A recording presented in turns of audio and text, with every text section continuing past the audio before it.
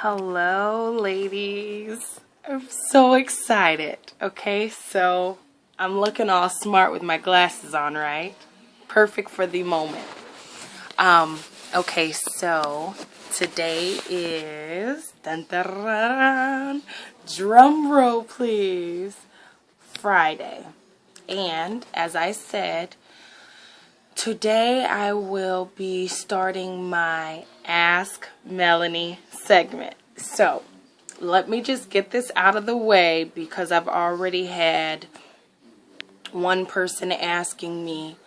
Melony Ann Johnson, that's A-N-N Johnson. I'm not a therapist. I'm not a counselor. I'm not an instructor. I'm not a preacher, pastor, none of that. Okay, I'm just Melony Johnson, and I have my opinions on things. I'm not, what's it called? I'm not side-minded where my mind can't be changed or anything. I don't know what the name for that is, but I'm open to ideas. You know what I'm saying? So, okay. So anyways, I'm none of the above. I'm just a caregiver, mother, wife, stepmother, woman of God. I read my Bible not every single day like I should, but I do go to church, and I was raised in the church. So I was actually asked by my sis Diamond to go ahead and do something like this, since I've already got Dear Abby, where I would read off that. So, well, or I don't know why she wanted me to, but I'm just happy that everyone on my channel agreed that they would like to hear my opinion. So I've already got a couple letters to read,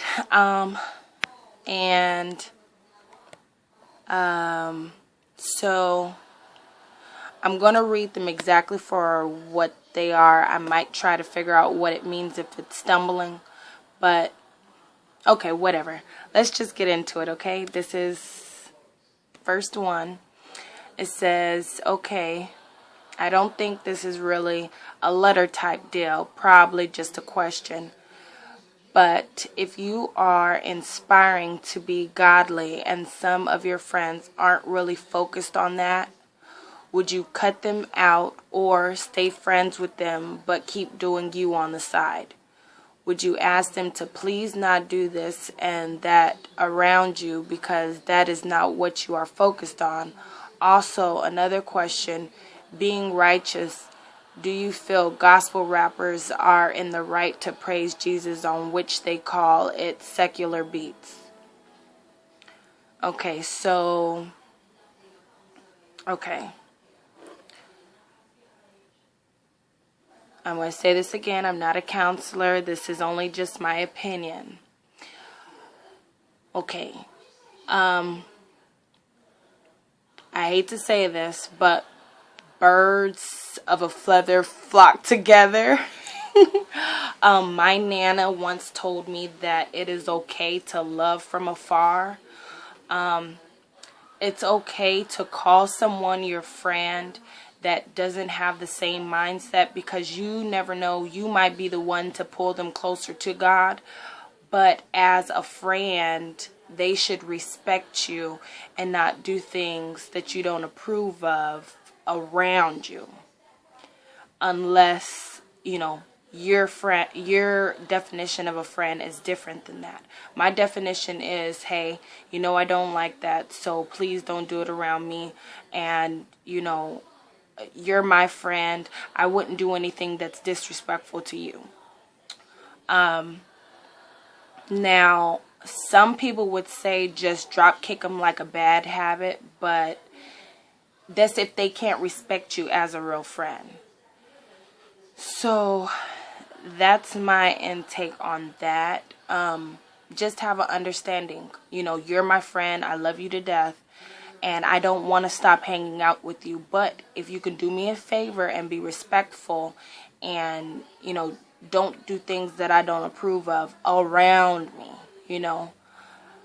So I would just be a friend.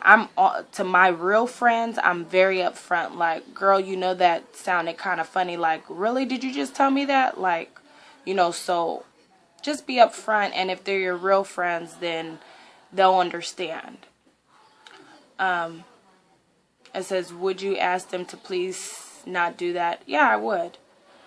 Because that's, and also another question is, being righteous, do you feel gospel rappers are in the right to praise Jesus on which they call? Okay, now I heard that's like a huge back and forth thing. I'm just going to say my opinion. Now, I don't know, I should try to find something to back me up, but somewhere in the Bible it says that God has a lot of different people over his sheep. Or, you know what I'm saying? Like, there's different flocks. And, like, he's got, you know, different people pulling people closer to him. So, my opinion, if that's what it takes for some people to pay attention to God and his word and the real true meaning, then by all means go ahead. I went to a couple churches. Now, my church is a Pentecostal church. We believe in a lot of different things, but it's all in the Bible. No, you know what I'm saying? I was raised in a Baptist church, so there was really no speaking in tongue or anyone really praising God out loud to where other people can see that, you know, you felt it or you had the Holy Ghost, or, you know, like that. And then, again, I've been to churches where they have the words to the songs up on the board, and you got people with flags, and they're like, Jesus, you love you. Jesus, we love you. But let me tell you, everybody in that church was in there, you know, getting down for God. So, I mean, any way you do it, bring it on, you know. Anyway. Because see, like this, in my church, my kids are bored and they don't pay attention.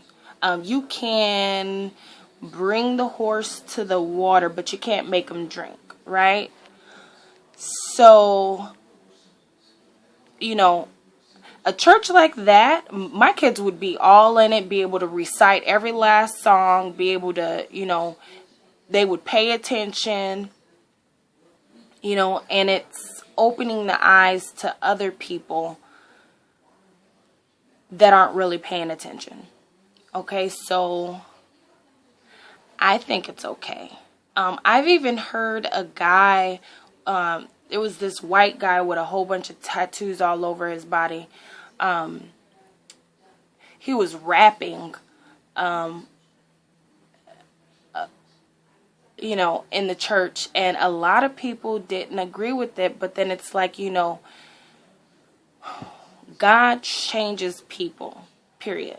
You come in the church cursing and wearing short skirts and boobies hanging out and everything, but you don't stay that way.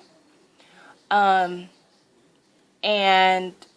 it's like, whatever way you gotta bring it to him, make sure it's the truth and the way of God, period. Without twisting what he says, I don't see a reason. But that's my opinion. Okay?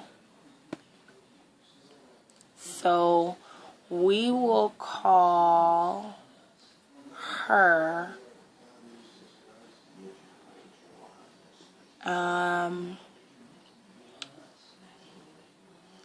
godly woman. Okay? godly woman. So if you guys have any, if you want to give her your opinion, then just put it down below to the godly woman. Okay?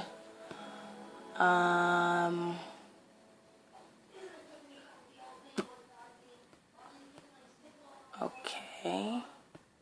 Now, this, okay, so I'm reading. It's another person. It says, I work as a CNA at a nursing home, making $9 an hour. I change diapers and work my butt off. I get called black names and other things. I feel like a slave.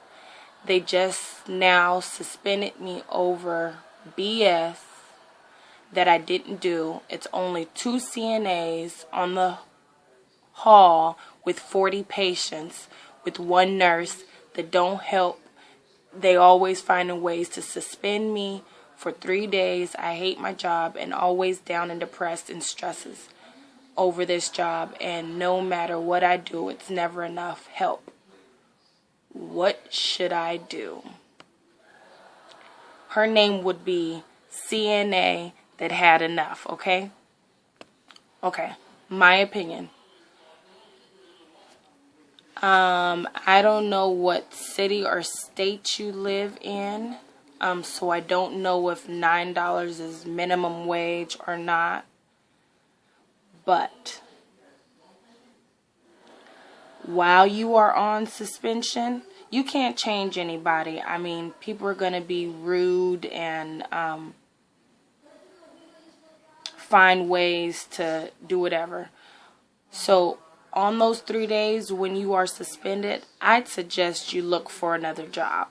You know, you can't pay bills on being suspended every other week or, you know, so to speak, every month. You can't pay bills with money that's not consistent. So I'd look for another job on that level. Now, being called black names, I know it's not right, but it's happened to me before. And see, I work for a facility, so it's easier for me to just up and leave. I mean, not literally up and leave, but call the office and say, hey, I feel disrespected here, and they will remove me and place me into another home. For you, I hate to say this, but pray for them. The ones that call you names and make you feel like a slave, just pray for them. I hate to say that because not only pray for them, but pray for yourself and just ask God to give you a forgiving mind and a heart to forgive the ones that do. Because 9 times out of 10, I know that's an excuse, but some of these people that you take care of, they're not really all the way up there. And in their time, most of the black people were slaves, so they treated them that way. So you just have to pray, honey. I'm sorry, because you're working in a facility where you have way too many patients for only 2 caregivers. I mean, 2 CNAs. And look, on top of that, you don't want to lose your CNA's license. So best bet is to leave and go somewhere else while you still have your certification. And again, about being depressed and stressed, ask God to relieve that from your heart and your mind. If you have to, pray with your family members. If you have a husband, pray with him. Get down on your knees, and it will slowly be released off of your heart, and you'll be able to breathe and not worry about this other stuff and not let it get to you. I've had it happen before with people being rude, and you know what? Praying about it really does help. It really does. So if you guys have anything else to add to CNA that had enough, go ahead and leave that down below. And give her your input. Okay, And then I have another story, another letter.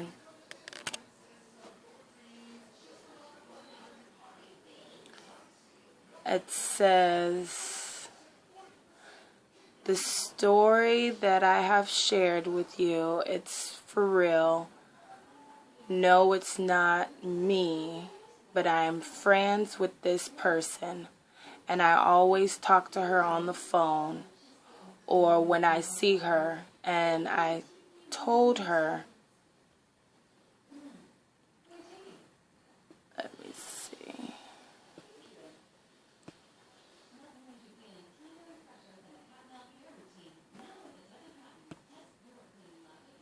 Okay, this is the beginning. This is the same person, but another one. It says, do you think if a man asks a woman to marry him and every time the date comes around he changes his mind, do you think that man will ever marry that lady? I can't say this person's name, but it is someone that I know, and I think he's just playing with her on every level and not going to marry her. What do you think? Okay. So, we're going to call this confused fiance. Well, a man anybody only has their word. So, if that person is not about their word, then that's just that. Or he could be having cold feet.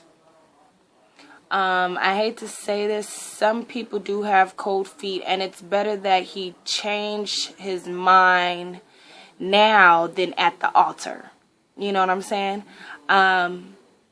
You can always tell by someone's actions what they have in store. I would suggest telling your friend to sit down with this man and say, look, either you can either give him an ultimatum too. This might be bad or it might be good. Some people have to be pushed. Some people, if you push them, you can push them off the edge. So you kind of just have to know, first off, you need to know who you're dealing with before you even get married to this person to begin with. If this person is like a wishy-washy person, don't be surprised after you guys get married if he's still wishy-washy. I would suggest telling your friend, asking her to sit down with her fiance and saying, hey babe, what is the reason we keep changing? And see if it's because he's scared of commitment. See if he's waiting for his finance to kick in. What if it might be, I don't know. There's different reasons for a man to change their mind. They could be confused about a relationship. Maybe they're in between two ladies and they don't know, but they're getting kind of old, so they want to be able to have somebody to say, okay, when I'm ready to settle down, this is who I'm going to settle down with. It's just the woman's spot to say, hey, do I love you enough to stick around for this? That's, love, like Eve said, love is blind and it'll take over your mind. But then again, love knows no color. Love knows nothing. It goes wherever it wants to, right? So if you really love this person, stick around and see. I mean, what's the worst that can happen? I guess there is some worse things that could happen, but life is about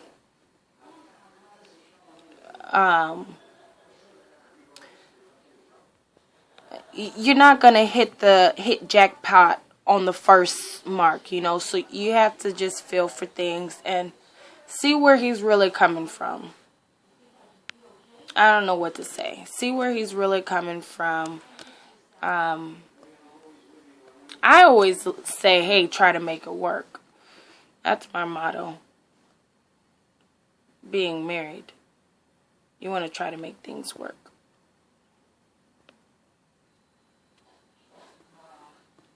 So, okay, so this is for confused fiance. If you guys have any input on that.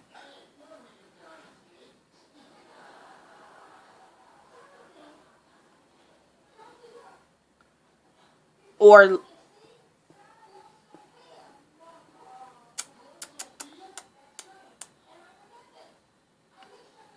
okay, let's see.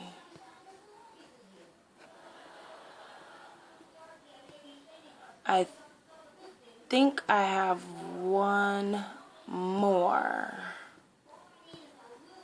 I can't find it now.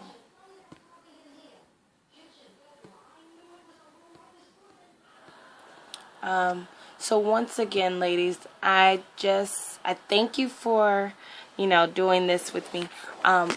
Please don't, I don't want to hurt anybody's feelings, but it's just my opinion, okay?